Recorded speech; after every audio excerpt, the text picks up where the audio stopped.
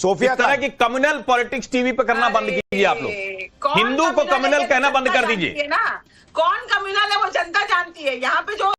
यहाँ पे भाजपा के जो प्रवक्ता, ये यहाँ पे क्या मतलब होता है? देश में अलग अलग है क्या? बात करते हैं देश में अलग अलग है क्या? यहाँ पे वहां पे ये करके बांटने की जो राजनीति होती है, ये राजनीति नहीं देखेगा देश, पश्चिम बंगाल उसको बर्दाश्त नहीं करता है। दुर्गा पूजा, सुनिए, पश्चिम बंगाल की एक मुस्लिम महिला भी ना दुर्गा पूजा में जाके आरती उतारती है। तो अच्छी बात है, इसमें बुराई क्या है? सच्चाई, इसमें कौन सी बुराई है? पश्चिम बंगाल की सच्चाई। और इसको कह के 4 हिंदुओं को मार दीजिएगा। हर एक दुर्गा पूजा के मंच पे पाइएगा, और ये संभव नहीं है यूपी बिहार में। अरे कमाल कर रहे हैं, आपको यूपी बिहार का एकदम अंदाजा नहीं है। आप आइए जरा। मैं एक मिनट, बड़ी खबर आपको बता दूं, बीजेपी रुझानों में 100 के पार। बंगाल के अंदर 184 सीटों के रुझान, बीजेपी 101 पर पहुंच गई है, टीएमसी 82 पर। बंगाल में बीजेपी रुझानों में पहली बार, आप कहिए क्योंकि नतीजों में तो नहीं लेकिन रुझानों में कम से कम बीजेपी ट्रिपल डिजिट में पहुंच गई है, 100 के पार चली गई है। बीजेपी का जो हाईएस्ट स्कोर रहा है बंगाल के अंदर वो पिछली बार 77 सीटों का था, इस बार बीजेपी 100 के पार चली गई है। और अब पुडुचेरी में एनडीए को रुझानों में बहुमत मिल गया है, 18 सीटों पर पुडुचेरी में एनडीए आगे है। केरलम में 60 पर एलडीएफ आगे, और यूडीएफ जो है वो 56 पर आगे, यानी लेफ्ट की सरकार की वापसी हो सकती है वहां पर। तमिलनाडु में डीएमके गठबंधन 47 पर आगे, एआईएडीएमके 20, यानी डीएमके गठबंधन वापसी कर सकता है तमिलनाडु में। असम के अंदर हिमंता बिस्वा शर्मा के नेतृत्व में क्लीन स्वीप करता दिख रहा है एनडीए, 59 सीटों पर बढ़त है, और 8 पर कांग्रेस गठबंधन आगे है। ये पूरी जो तस्वीर दिख रही है उसमें बंगाल सबसे बड़ा राज्य, जहां पर सबकी नजर थी कि वहां पर क्या होगा, वहां पर बीजेपी 105 पहुंचना। आपको क्या लग रहा है शेखर अय्यर कि क्या ये अर्ली है या ये रुझान जो है वो कंटिन्यू हो सकते हैं? नहीं, ये तो बिल्कुल अर्ली है। जैसे सीईओ भी कह रहे थे कि ये तो पोस्टल बैलेट है। 8:36 हो रहा है, मतलब अब ईवीएम खुलने शुरू हो गए होंगे। जब खुलेंगे उसके बाद और 2 घंटे लगेंगे, 2 घंटे लगेंगे, क्योंकि आपको पूरा 10 बजे तक आप कह रहे हैं थोड़ी तस्वीर क्लियर होगी, इसलिए वो देखना पड़ेगा। लेकिन अभी कुछ नहीं कह सकते। वैसे केरलम में भी जो आप जिक्र किया कि एलडीएफ आगे है, तो इसका मतलब बाकी फैक्टर्स अगर यही मतलब ये ट्रेंड के रूप में बदला 2 घंटे के बाद, तब तो बाकी चीजें आ जाएंगी। उसमें कांग्रेस की कैंडिडेट सिलेक्शन को लेकर भी बात आएगी। और दूसरी बात, माना जाता है कि कांग्रेस को इस बार यूडीएफ को पूरे के पूरे मुसलमान के वोट जो मुस्लिम लीग के द्वारा मिला है, और उसके अलावा क्रिश्चियन वोट भी पूरा गया है।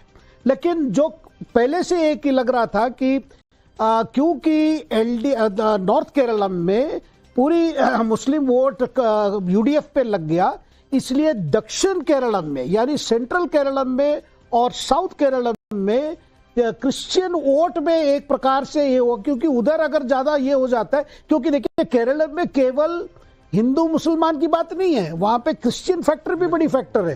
तो अगर क्रिश्चियन फैक्टर हमेशा कांग्रेस के साथ रहती है, अगर मुस्लिम फैक्टर कांग्रेस के लिए बढ़ती है, ज्यादा इंपॉर्टेंस गेन कर रही है, तब जो कांग्रेस की जो बेस है वो क्रिश्चियन वोट में ज्यादा है। वहां भी थोड़ा होता है भाई हम क्यों फिर एलडीएफ के में भी जा सकते हैं।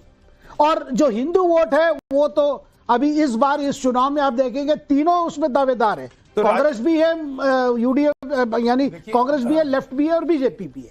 राशिद भाई, जो एग्जिट पोल्स कह रहे थे उसमें इकलौता राज्य जहां पर कांग्रेस गठबंधन की सरकार बनती एग्जिट पोल मान रहे थे वो थी केरलम, और वो केरलम में भी अगर पलटता है और तमिलनाडु में मान लीजिए डीएमके के सहारे कांग्रेस जो है वो सरकार में आ भी जाए अगर, तो क्या कांग्रेस के लिए ये नतीजे थोड़े भी संतोष वाले होंगे, या उनके लिए एक तरीके से और ज्यादा जो है वो उनके लिए मुसीबत खड़ी करेंगे कि भाई कहां ही बचे हो फिर तुम? जी देखिए सुशांत, ये बिल्कुल कांग्रेस के लिए बिल्कुल संतोषजनक नहीं होंगे, क्योंकि तमिलनाडु में सब जानते हैं वो डीएमके की जीत होगी।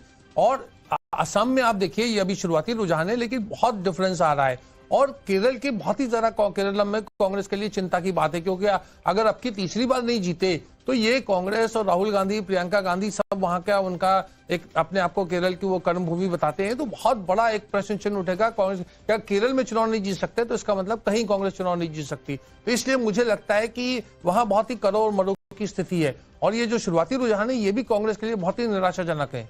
हाँ, क्योंकि अगर आप देखेंगे शुरुआती रुझान में भी जैसे बीजेपी बंगाल में आगे हो गई है, असम में तो देखिए 2 सीट बस रह गया है जहां शुरुआती रुझानों के हिसाब से वो हाफवे मार्क पार कर जाएगी। पुडुचेरी में देखिए एनडीए जो है वो सीधा 22 पर पहुंच गया है 30 सीटों में से 29 के रुझान जो है वो अभी तक आए हुए हैं। और तमिलनाडु में भी अगर आप देखेंगे डीएमके ने बढ़त बना ली है, 53 सीटें जो है वो वहां पर दिख रही हैं। केरल में देखिए जो भाजपा का जो हम मान रहे थे कि एक वोट शेयर है, वोट बैंक है, वो मुझे लगता है कि धीरे से लेफ्ट की तरफ ट्रांसफर हो गया या हो रहा है, अभी शुरुआती बात है। और ये भाजपा के लिए तो सेटबैक है। लेकिन देखिए एक बड़ी खबर आ रही है सिलीगुड़ी से, जहां पर कहा जा रहा है कि सिलीगुड़ी में पोस्टल बैलेट की गिनती रुक गई है। अब ये क्यों रुकी है ये बड़ा प्रश्न है, लेकिन एक साथ पोस्टल बैलेट के 5 ट्रंक खोलने पर विवाद हो गया है। टीएमसी ने चुनाव आयोग से शिकायत की है कि 5 ट्रंक एक साथ क्यों खोल दिए गए हैं और इसीलिए पोस्टल बैलेट की गिनती वहां पर रुक गई है। मुझे लग रहा है कि ये अभी जो है इस तरह का हंगामा बहुत जगहों पर अभी ईवीएम को लेकर भी होगा कि क्या हुआ है नहीं हुआ है, और बंगाल के नतीजे आने में अभी बहुत जल्दी नतीजे पता नहीं जल्दी नतीजे नहीं आएंगे। और देखिए जिस तरह के नंबर आ रहे हैं वो हालांकि बार बार हम लोग कह रहे हैं और अब तो एक सेकंड बस एक बड़ी खबर बता दूं, हुमायूं कबीर जो कि वहां पर मुसलमानों के लिए बाबरी मस्जिद लेकर आ रहे थे, वो अपनी सीट से पीछे चल रहे हैं। ये इस वक्त बड़ी खबर आ रही है जी। नहीं वैसे ये तो बड़ा अच्छा होगा, कोई भी आदमी जो ऐसी राजनीति करे ना, जो इस देश में अभी भी बाबर को पूजने की बात करे, उसको तो बिल्कुल हारना ही चाहिए। नहीं लेकिन अगर उनका शायद स्टिंग ऑपरेशन ना आता तो ये भी नहीं, अब ये तो अलग बात है, लेकिन हारना ही चाहिए। मैं कह रहा हूं कोई भी ऐसा व्यक्ति उसको हारना चाहिए। लेकिन जो कहते हैं सर एक बात, कागज के फूल से जो है कभी खुशबू नहीं आ सकती। नहीं ठीक है, ये इस पे तो वो वाली बाबरी मस्जिद में वो बात नहीं हो सकती आपको। हाँ, नहीं हुमायूं का जो एक एजेंडा है वो बिल्कुल एक कागज का फूल है। उन्होंने अपने हिसाब से उसको प्रस्तुत किया, वो जनता समाज समुदाय में आ रहा हूं शिवम भाई, आ रहा हूं। लेकिन एक जो सबसे महत्वपूर्ण बात है मुझे लगता है जो अभी रशीद किदवई साहब ने कही है, क्योंकि हम तमिलनाडु बंगाल उन सब की खूब चर्चा कर रहे हैं, केरल में एक सेकंड और चीज जोड़ दूं, चूंकि हुमायूं कबीर की हम बात कर रहे हैं। हुमायूं कबीर अपनी दोनों सीट से पीछे चल रहे हैं, तो इसका क्या मतलब ये है कि मुस्लिम वोट जो थोड़ा बहुत 19-20 भी हो सकता था इधर उधर चला जाए, वो भी नहीं हुआ और वो ममता के साथ गया होगा? नहीं, तब तो ये बड़ा रोचक हो जाएगा। तब ये आंकड़े अगर आ रहे हैं, अभी हालांकि ईवीएम के बड़ी देर में आएंगे, लेकिन जरा सोचिए कि अगर मुसलमान पूरा एकजुट हो गया, उसके बाद अगर ऐसे नंबर आएंगे कट टू कट बीजेपी और तृणमूल कांग्रेस है, तो इसका मतलब ये हुआ कि जो सोफिया खान जैसे लोग हिंदुओं को बार बार तुम मूर्ख हो, तुम मूर्ख हो, तुम मूर्ख हो, ये कहने की कोशिश कर रहे थे, वो समझदार हो गया। इसका मतलब तो यही हुआ ना। जिस तरह से ढेर सारे ऐसे लोग टीवी पर ये बोलते रहे, बार बोलते रहे, बंगाल का हिंदू तो अलग ही सोचता है, फलाना हिंदू अलग। अरे भाई हिंदू हिंदू है, लेकिन मूल जो बात है, राहुल गांधी, प्रियंका गांधी वाड्रा, केरलम से प्रतिनिधि, एक आगे एक पीछे, दोनों भाई बहन रह ही चुके हैं, अभी है ही हैं।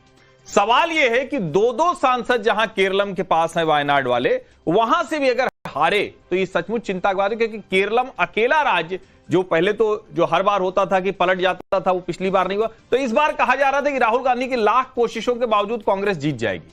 अगर राहुल गांधी की कोशिशों के बावजूद कांग्रेस जीत जाएगी, सब कह रहे थे, फिर भी अगर हारेगी तो सचमुच कांग्रेस के लिए बहुत चिंता की बात है। अश्विनी जी शुरुआती नेतृत्व परिवर्तन तय।